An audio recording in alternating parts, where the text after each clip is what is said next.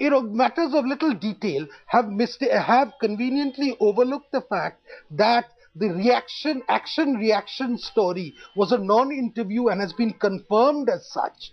It leads me to wonder to what extent we are cutting and pasting some of these things.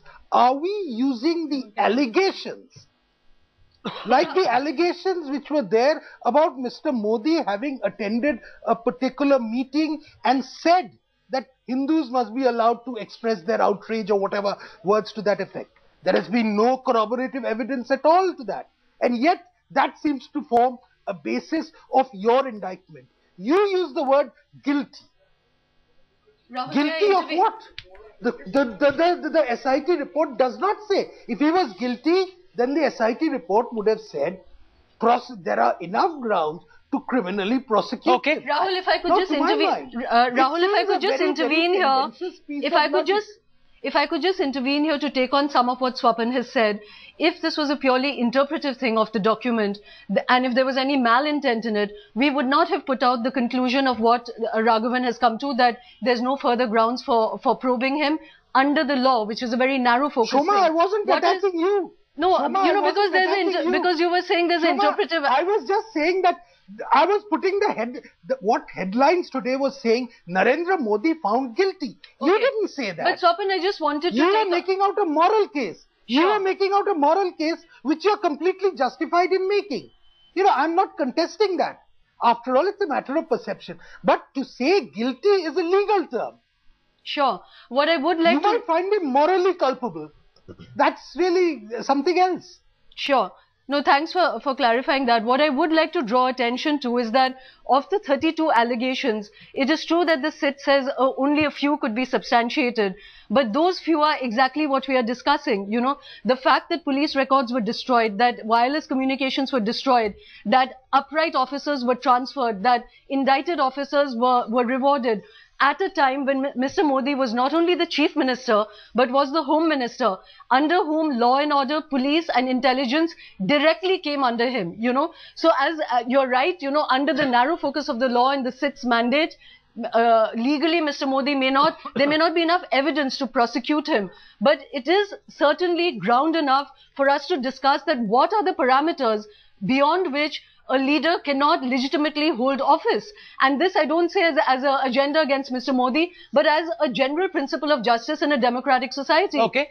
I want to also go across to Harinder, who's looked at this entire investigation very closely. Harinder, the one thing that seems very clear now is that the report is concluding that legally there aren't enough grounds to prosecute Narendra Modi. So this now comes down to the moral question of whether someone who's facing these serious charges on grounds in which he's been indicted should continue, even though there's no clear legal case against him. What do the viewers make of this report?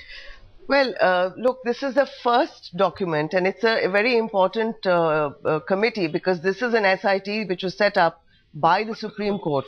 Now the SIT is concluding that Narendra Modi, who was the chief minister, as also the home minister, transferred officers who tried to do their duty and bring down the violence and the arson that Gujarat saw during the carnage.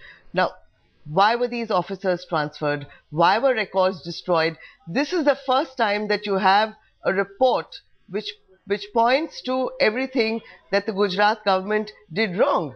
I mean, the fact that it allowed the riots to take place, the fact that it helped the accused then by appointing public prosecutors who, came from the Sangh Parivar. And as far as the BJP is concerned, I did not see the BJP having a problem when a newspaper put out a story giving a clean chit to Narendra Modi. At that time, there were no caveats to the discussion. Okay. All of them... No. But Nirmala Sitharaman, give me a moment. On page 153, the report says, and I'm quoting over here, Modi's justification of the killings of innocent members of the minority community, read together with an absence of a strong condemnation of the violence that followed Godhra, suggest a partisan stance at a critical juncture when the state had been badly disturbed by communal violence. And another point, just to complement this, that which chief minister would travel 300 kilometers, go to Godhra, but not visit a single